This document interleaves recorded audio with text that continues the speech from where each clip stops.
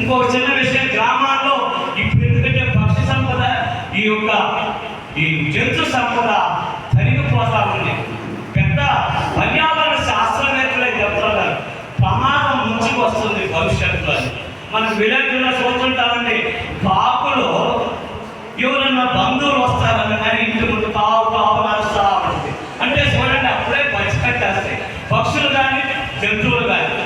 కాబట్టి అటువంటి పక్షి జాతిని ఈ యొక్క జంతువుల్ని అంతరించిపోకుండా తన వంతు సహకరిస్తున్నట్టే నిజంగా నర్మాగారు అమ్మాయి గ్రామాల్లో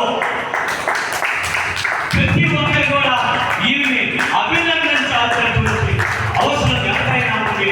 ఒక మైనార్టీ మహిళ చూడండి, పక్క చిక్కిపోయిందంటే తన జీవితం రాత్రి పౌరులు చిత్రించిందో లేదో కానీ ఇప్పుడు ఇంటికి పోయేటప్పుడు కానీ దాని యాక్సిడెంట్ ఒక్కదాన్ని చనిపోతే ఏమంటే ఆటలు వేసుకొని బాడీ కడతారు.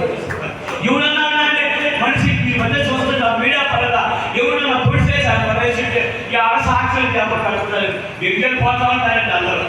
కాబట్టి ఈ అమ్మాయిని మనం అంతా కూడా గౌరవించాల్సినటువంటి సమయం ఆసనమైనది కూడా ఈ వేదిక ఎందుకంటే ఇప్పటికే చాలా టైం కాలాతీతం అయిపోయింది. జనాలు ఇసుకేసారు కాబట్టి ఇంకెక్కువ మాట్లాడకూడదు. ఇంతటితో నేను